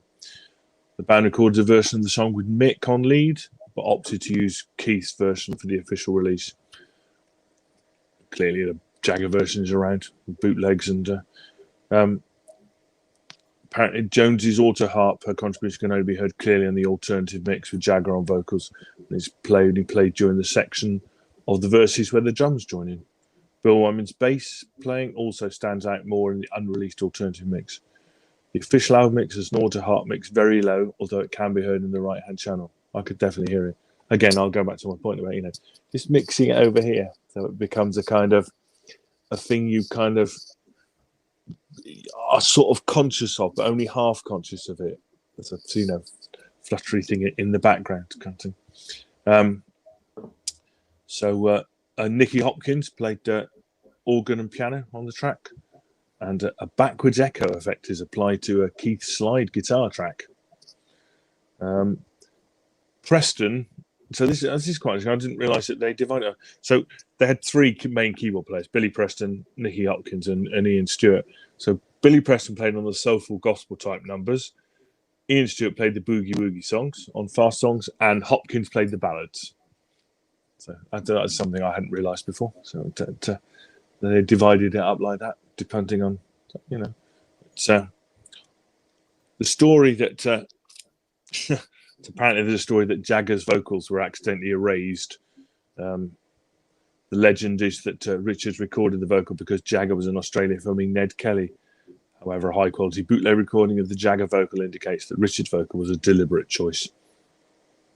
So, it starts off with an acoustic strum and a slide guitar coming in, and then clearly Keith comes in. Then there's a sort of loud electric in the right speaker at about 30 seconds in, sort of doing a punctuation thing. Again, that classic kind of, tink, just a little punctuation. And then you've got, as I said, the organ comes in, Billy Preston on the organ. Second verse is just over acoustic slide, almost like a sort of singer-songwriter thing. And you can hear the auto harp in the left speaker with the piano. So, yeah, really good. I give this 8 out of 10. Never a skip. And has a good vibe to it. Again, as you know, when you're making albums, it's about contrasts and things like that, And I think this is, this is the right point at which, Keith, if you're going to have a Keith song, this is where it should be, and this is where it is. So, somebody clearly on the programming front is, figuring that out properly, which is excellent. Yeah, Mr. Walton. I don't mind the song. I think Keith has done some better songs. But I'm not going to be harsh, because I love the song. I think it gives it that.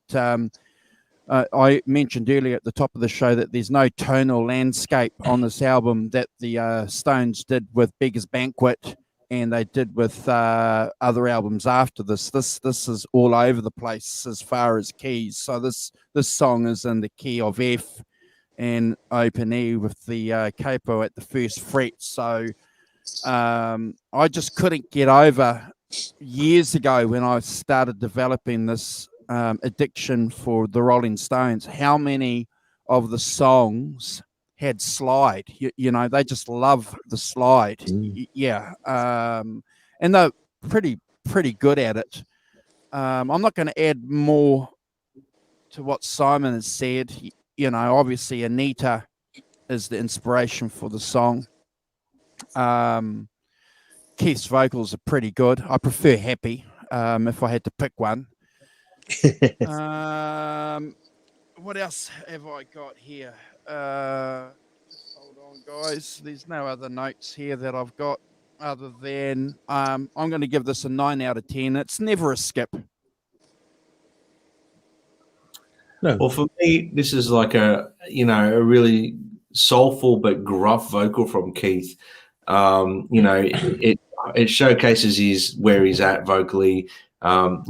That's the thing, that don't have to be the most amazing vocalist in the world to actually pull off something magical. And I think they captured his voice really well. He did a great performance on it. It's, when I listen to Keith and people that have come after him, I hear a lot of guitar players try and mimic Keith Richards' vocal because it's a massive influence. So his playing and his vocal, I mean, you look at Izzy Stradlin from Guns N' Roses, his albums alone, they sound like Keith Richards and Ron Wood in one person. So vocally, what I'm getting at, he was a big influence, not just vocally, not just guitar, but vocals as well. Some really nice slide playing on this track. The organ in the song lifts it. Some great melody, and it's a great song. I gave it 8 out of 10. It's never a skip.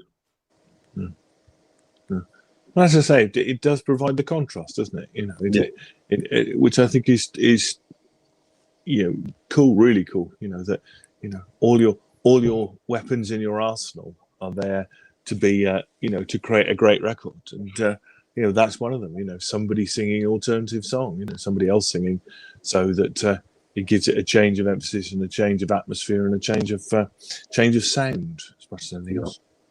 So. The third track on this side is Monkey Man, which is apparently Jagger and Richards wrote Monkey Man as a tribute to the Italian pop artist Mario Schifano, whom they met on the set of his movie Umano Non Umano, Human Not Human. Recorded in April '69, the song's introduction features distinctive vibraphone, bass, guitar and piano. Keith plays the main riff and the slide guitar solo. Jagger provides vocals. Producer Jimmy Miller plays tambourine, tambo. Nicky Hopkins plays the piano. And clearly Charlie Watts on drums. Bill Wyman plays the vibraphone and the bass. And you can clearly hear Bill's vibraphone mixed on the left channel with Nicky Hopkins' piano. Again, another kind of texture, that I think is really cool. Starting off with that weird kind of pulsing bass and a tinkling piano. And then you've got that sort of funky guitar riff, which is sort of quiet and loud, classic kind of Stones thing. And then you've got the drums and the vocals in. You've got a guitar break at 1:45. It's a kind of classic Keith kind of rhythm guitar solo, if you like, if that makes sense, kind of thing. Again, at the end, you've got classic two guitars riffing. And increasing kind of florid drumming from Charlie. Kind of, lots of drum breaks over that. So again, an 8 out of 10 for me. It's a really good song, really good vibe, really good. They've got that thing, that kind of groove that only the Stones have. Certainly have at this time. That makes them unique and makes all the songs, they have something which is fantastic. So. 8 out of 10 for me. Never a skip. Mr. Walton. Wow, this is a 50 out of 10 for me. No, it's a 20 out of 10. It's a Brad score. I love the Excellent. song. The way that it starts off. Again, guys play it. There's a lot of debate and discussion on YouTube. I've been studying this song for the last 5 years in regards to other Stones nuts on YouTube. So apparently it's standard tuning and the slide is an open E, but they reckon to play some of those high E licks that you hear through the mix, it has to be capoed at the second fret. Now, I'm no maestro when it comes to guitar playing, but I think they're right. I think there's a couple of good guys on YouTube who point that out. And if you go back and listen to the recording, there's a good argument. Keith can't tell us because he can't remember, but we've got to use our ears, don't we, guys? I love it. I just love that tone. I love the timing. Keith Richards just loves being a rhythm guitar player, doesn't he? And having said that, though, he can, on Sympathy for the Devil and Get Your Yayas Out, he can play a mean solo as well. So he just loves cranking the rhythm guitar. And we know that he can when he plays open G and he's behind the beat. But he does that really well on the standard guitar as well, So he's just, it's a wonderful example of that relationship that Keith and Charlie have. We've heard that before about how Charlie says that he looks at Keith for the tempo and where the song's going to go, and it's really difficult to do because it could fall apart quite quickly if you're not an exceptional drummer and you don't have that relationship that these two guys have. Go and listen to this song, and it will illustrate very clearly that relationship between Keith and Charlie. I think it's fascinating, and it's wonderful, because when you can hear what they say about these songs and go back and listen to them and say, we're just repeating what they're saying, so it's nothing new, but we're just hanging out talking about it, aren't we? Yeah, I love it. It's remarkable song. I've got just a couple of other notes here. Just hold on, guys. Just hold on. I made some notes here about. I don't want to sing it. But cold Italian pizza, lemon squeezer. How about you? Oozing sex and all this kind of stuff. All these great things that the Rolling Stones and Mick Jagger can bring to a song. We haven't spoken. I think Simon and Brad have mentioned his lyrics a couple of times, but we've got to remember, Mick Jagger, what a wordsmith. This guy can write some songs. 20 out of 10 for me, and it's never a skip. Yeah, and I think that, Andrew, just pick on what you said, that the pivotal musical relationship in the Stones is Keith and Charlie, isn't it? That thing that I've heard about a lot, where they're in the studio and it's all kind of like all ramshackle and nothing's really happening, and then Keith will just catch Charlie's eye, and it's like focusing of a camera. All of a sudden, it's in focus, and they're locked in together, and they've got a groove, and they've got a riff, and they've started something. And as you clearly point out, that's absolutely, absolutely what the key for me, the key pivotal thing. Can I say that that we've not really mentioned him at all, except in passing? Bill Wyman. Fantastic. I mean, I think the bass playing on this is fantastic, and I think he deserves a mention, because he never gets a mention in the Stones, does he? Bill Wyman is a kind of but the bass playing that he does is interesting. He's always playing interesting lines. He does on this show, yeah. But but in general, he's not. It's all about Keith, isn't it? Really, Keith and Charlie. Keith, but I think he absolutely needs a proper mention, because he fits these songs fantastically. He does a fantastic, job on them. He's always playing interesting stuff and knows where the groove is. I mean, absolutely, And so I think he deserves more than an honourable mention for. It's easy to get lost in the look, Ry Cooder's on this one, and blah blah blah, isn't it? To kind of forget, he is an integral part of the Rolling Stones, and was all the way through. So hats off to Bill for his playing on this. The last track on the album is I'm going to use the epic. I'm going to use the E word, epic. You can't always get what you want. Jagger commented that it was something that he just played on acoustic guitar, one of those bedroom songs. It proved to be quite difficult to record because Charlie couldn't play the groove, so Jimmy Miller had to play the drums. Come back to that in a minute. Also had the idea of having a choir, possibly a gospel choir on the track, but there wasn't one around at that point. So Jack Nietzsche or somebody said we could get the London Bar Choir. And we said, that'll be a laugh. It's basically, I mean, it's been said that if you buy John Lennon's observation, the Rolling Stones were apt to copy the Beatles' innovations. You can't always get what you want is the Rolling Stones' counterpart to Hey Jude. You can make that judgment yourself. That's kind of choir thing. So it has 3 verses and address the major topics of the 60s: love, politics, and drugs. Each verse captures the essence of the initial optimism and eventual disillusion, followed by the resigned pragmatism of the chorus.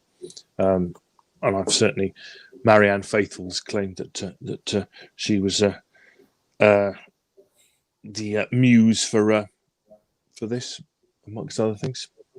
I mean, you start off and start off with the choir singing first, that lovely kind of very ethereal choir, and the acoustic comes in, and then that fantastic haunting horn part by Al Cooper. Just a few notes, but just man alive, he just comes in, just beautifully played, beautiful timbre, beautiful. Yes, oh yeah, I was amazed, but when you listen to it, I listened on some headphone stuff. It's just, you think that is just so beautiful, and yet it's only used once. he just does that little bit in the beginning. No more. I don't think there's any more horn stuff in it. Not like that anyway. Leave them wanting more is the classic thing, isn't it? Again, and you've got Jagger in over the acoustic guitar. You've got piano, organ, drums, and the chorus with the backing singers, and then you've got a sort of verse with the funky organ underneath. Again, building it up, changing it every time, putting something new into the mix on every different verse, and then clearly having the choir come back in, and then you have a drop down, and then you have the chorus, and with the organ and the choir singing that one note, just beautiful one note. And the thing, and choir singing to the end.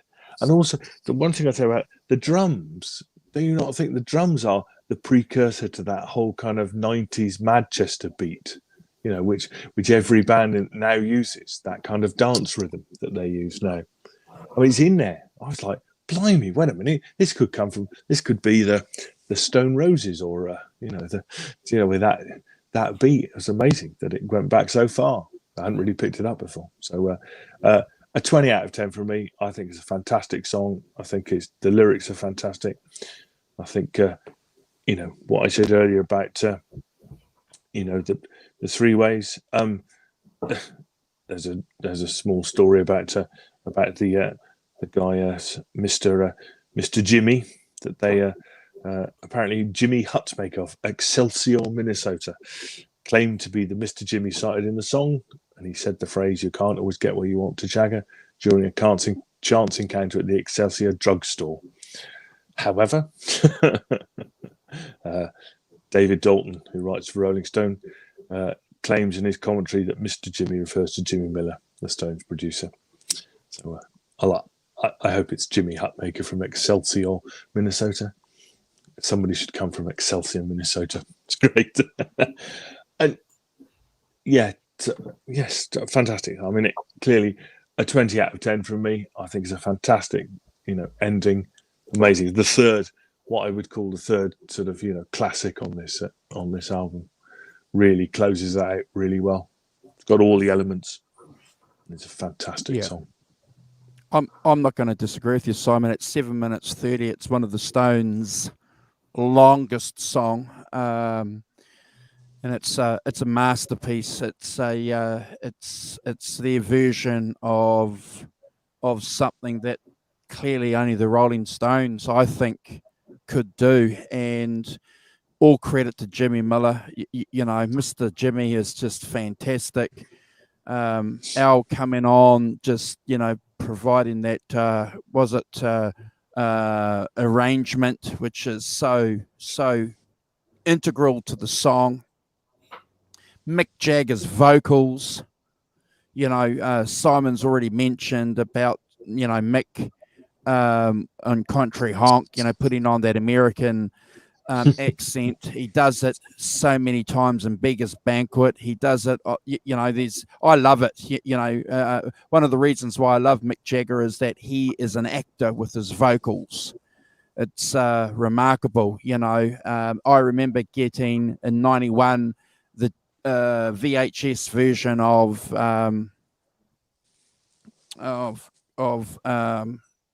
come on guys, Goodfellas. And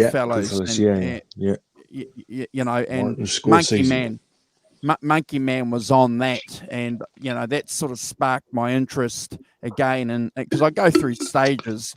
Until now, I'm just a confirmed Stones nut, but I remember listening to this back then, thinking this is just phenomenal. I can't rank this song. I think it's 20 out of 10. But before I pass it on to Brad, as much as the song is technical, it's in the key of C, open E. The guitar's an open E with the capo on the 8th fret. So again, Keith Richards is just loving that string tension that you get with a capo, and only guitar players know what that means and the effect that it has. But go and check out the live version of this song, Ladies and Gentlemen, the Rolling Stones, where it's just only the band playing this. There's no strings, Choirs. there's no choir, there's no background singers. Mick Jagger is doing all the vocals. You know, later on in the 80s and the 90s, obviously he's got a back row behind him, you know, to help with his vocals because he's getting a little bit older. I just love the song Simon and Brad. It's never a skip. And it's certainly a song I think that you'd have to play a Martian when they invade us to take us and enslave us and do experiments to us and find out why we like the Rolling Stones. We'd have to play this song and they might let us free. Or they might carry on experimenting and find nothing that explains it. Yeah, well, mate, you know, guys, this is, you know, save the best song till last. You know, what a way to end the album.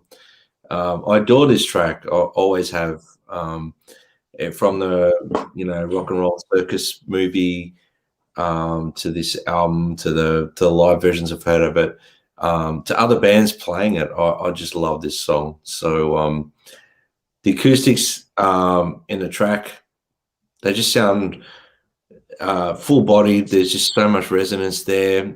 Mick's vocals are heartfelt. He's just pouring himself into it. Like Andrew said, he's an actor with his voice. So that's a really good explanation, Andrew, of his vocal ability. He acts out what he's, you know, the role he takes in the song, which is fantastic. I love the piano playing. I love the electric guitars. The organ is used really, really well in the song. The backing singers obviously give it another lift. The drums and bass skips along. It's like a little pocket. It's fantastic, and it's just a great way to end the album. And I gave it 20 out of 10.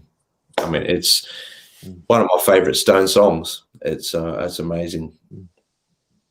Yeah. It has that great adage. I think that, you know, you can't always get what you want, but if you try sometimes, well, you might just find you get what you need.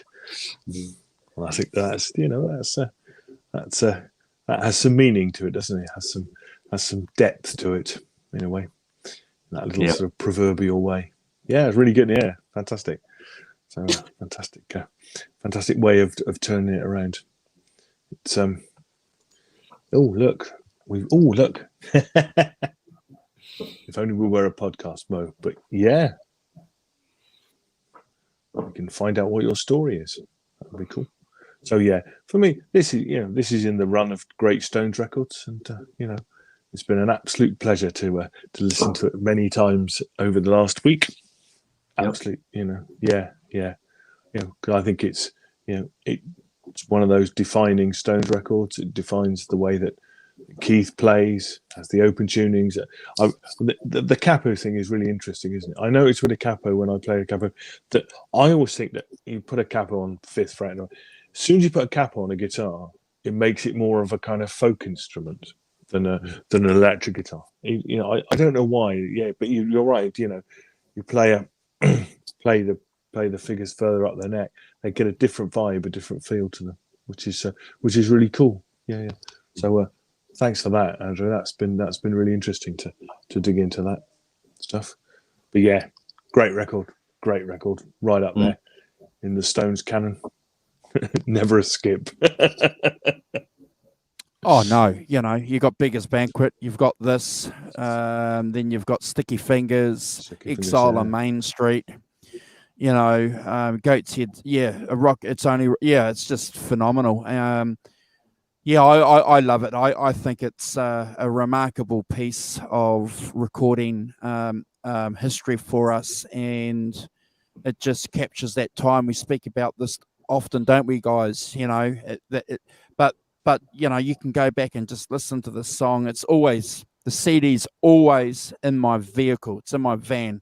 I've got all the Stones CD. I listen to this song, this album, 200.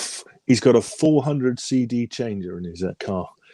What I'll do for you guys, no, I'll tell you what I do. I'll tell you what, because I've got, I'm old fashioned too. So I've got an MP3 player that I can play, but I'll take a photo of the box because I've got a van, my work van, and I don't carry anything around in my work van other than guitars and boxes of CDs.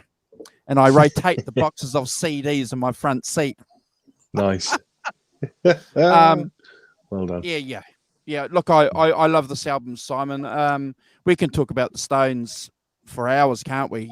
This show, guys. If you don't realize, if you guys don't know this show started because Carl and I wanted to get together and continue talking about music, and we just loved the Rolling Stones. We found that we had this connection. And I've got to do a special shout out to Carl because he's with family. He sent me a message, guys, and he said he'd watch this. So I want to do a special shout out to Carl, Carl, because hope you're good. We missed you because he took me to another level, and I think this is what's great about hanging out with cats and talking about music, because you think you might know something, you think you hear something, you think and then you have a chat to someone and you go, oh, what? Oh,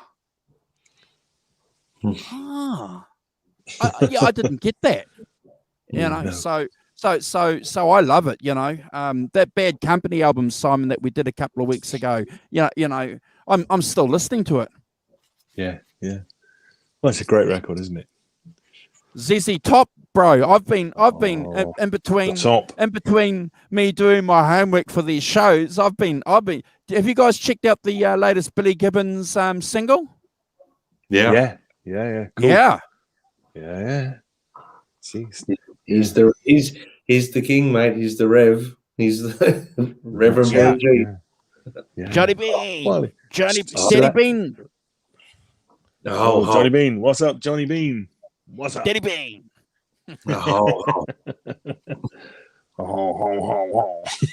Yeah. I think it's remarkable.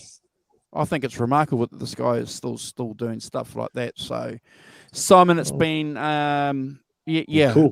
It's been really cool going through listening to this album. I think it's remarkable, and I just want to, before we pass on to you guys to give you conclusions, got to remember that this was the beginning of the Rolling Stones being dangerous. And then, as Simon said in his intro, Altamont certainly nailed that. Carl has mentioned on these shows before, when he was a young guy and he wanted to listen to the Rolling Stones, his dad even said to him, I'm going to give you the Sketchy Yayas album out to listen to, but, be careful. It's heavy stuff, man. Yeah. And so it is heavy stuff, but in a good way. I mean, it's in that vein of the 60s, isn't it? When everything was open, everything, you could write about anything, you could write in a way that you wanted to. And I think that, that particularly, I think Bob Dylan is the main influence of that. I think, because he influenced, in ripples of the way he wrote what he wrote about. Texas Jackdaw, Billy Gibbons has an excellent new single out. I think that clearly that's following on. And I think, being able to write songs about the Boston Strangler and about, songs like You Can't Always Get What You Want with it's really nice, beautifully, crafted verses and things. It's just, it's just brilliant. So I think this is in the line, I think it's the passing of the, passing of the Brian Jones light to Mick Taylor coming in. So I think there's that kind of thing going on. So, but also I think it's, it's the Stones continuing, not doing what everybody else is doing their own thing, going back to what they loved, which is the blues, which is that blues country thing. Clearly Graham Parsons has introduced them to country, and, the influences are from American musicians has come in, but the fact that they're using that, they're making it their own. It's not like anybody else, and having their own groove to it, I think, makes it a great record and one that everyone should have. Yeah. Oh, the Stones were, especially back then, they were innovators in a way. They just kept evolving. They kept doing what they felt was true to them. They weren't trying to follow trends. They were just doing their music. The beautiful thing about that era leading into the 70s is they were leaving behind the pop thing of the early 60s, and they were developing it with the times because, like you said, Bob Dylan, I mean, all the bands at that time were starting to become more focused on being less pop orientated and more about what was true to them. So that's what the Stones were for me anyway. I always heard, and there was a thing with the Stones where they were never trying to be completely and utterly perfect. They were just trying to play for the song. That comes through in our rankings. You can hear some, especially, Simon, you brought up a fair few things there with imperfections and things like that. You too, Andrew, they're there. So yeah, that's what the Stones mean to me anyway. I mean, I hear so many bands through the, even up until this day and age, like still incorporating the Stones sound in their music. So there you go. That's a testament to an amazing band. Well, guys, when we do a Black Crows special, especially the Black Crows, and we've said this on a couple of shows, haven't we, Simon and Brad? And Simon's got the album with Jimmy Page. You just go and listen to that, and when Remedy, I think you posted Remedy on your Facebook, on your Instagram account a couple of weeks ago. It's just drenched. That's not it. It's just drenched in it, So it sounds like the Stones, doesn't it? Yeah. Everybody's got to go and get a Telecaster, take off the bottom E string and tune it to open G and crank it, baby. Yeah. That's just phenomenal. Even though there's no open G on this song, we've mentioned that though at the start. The only open G song that's connected with this album is Honky Tonk Woman. Yeah. Country Hog.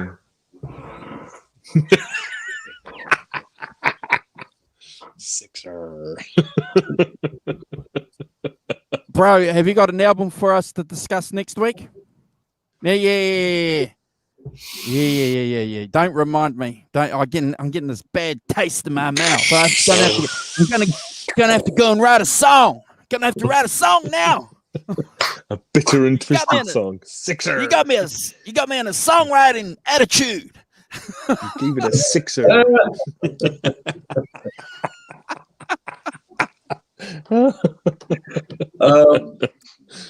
I've got a couple of options, but I was going to talk to you offline, Andrew, so maybe we can announce it through the week. Is that okay? Yeah, cool. Yeah. No problem, bro. Yeah. It's always good because we did that for okay. So hold on, you guys. Hold on, you cats in the chat. Hold on, because this is a good opportunity for me to flick up some social media. Hold on. Where are we? Oh my gosh. Here we go. So if you want to find out what we're going to be doing for next week, there he is there. Check out Brad. Instagram, easy, at Brad Cook Music. There's Simon. Easy. Simon Williams, 33. That's the age when I started on Instagram. Yeah. So you're only a few years older than. Yeah. He's not as old as he looks, guys. 30 years ago. It's a disguise. Simon's one of those Martians. He's one of those Martians. He's spying on us. Yeah, he's only been on Instagram 3 years, so he's only 36. Yeah. Flick a follow there, guys, and then you can keep up to date with the channel because there's posts regularly about what we do here over there. Is that cool? We will share from our links. We'll share the British Electric Blues Instagram page as well.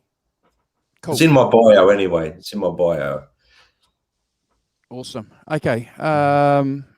yeah, I look forward to that. You guys have been awesome. Thank you very much, Simon, for giving us again a really, really cool album. Thank you for your 6, Brad. Thank you for bringing some balance to the force. Keeping it real. Keeping it real. Keeping it real. Hey, we're not sycophants here. One of us is going to play the devil's advocate. One of us is always going to be the sixer.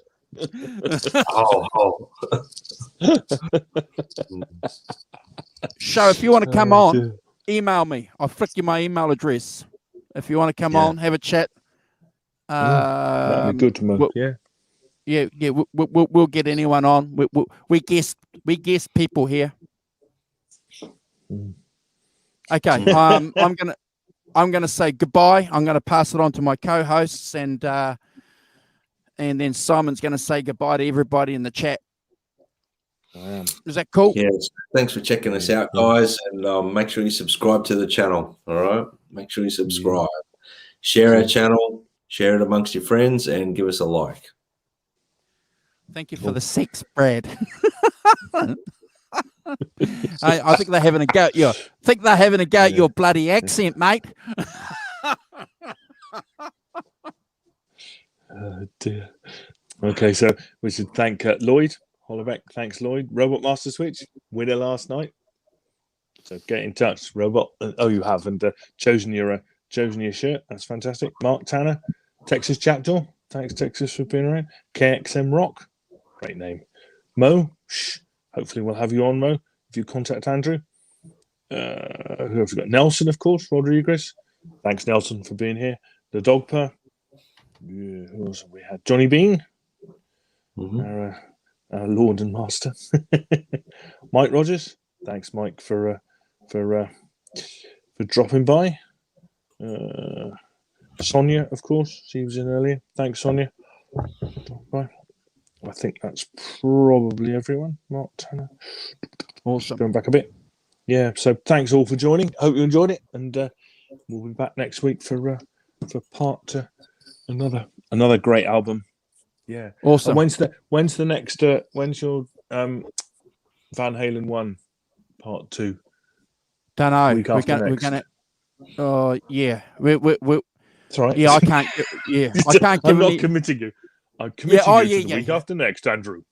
Yeah. So that's why you guys need to check out these guys' Instagram accounts, because that's we haven't finalized that, because obviously we've got time zones, and the Rev, who is a big part of the 5150 show, we've got to work out time frames with him. So yeah, so just remember, before we go, we're just fans, guys, hanging out.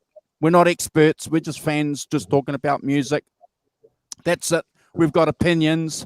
If anything that we've said in the during the show you disagree with, or we've got something wrong, let us know. We're happy to recognize that. And if you want to ever come on a show with us, we'll talk about it. We'll have you on. So we're just music lovers. So. Yeah. And we appreciate hanging out with you guys, because clearly the comments in the chat are of we've got some great followers. You guys in the chat with your comments is just remarkable. There's no bullshit going on in our chat. No, they're the best. They're lots of knowledge about lots of things. Yeah. And a bit of fun.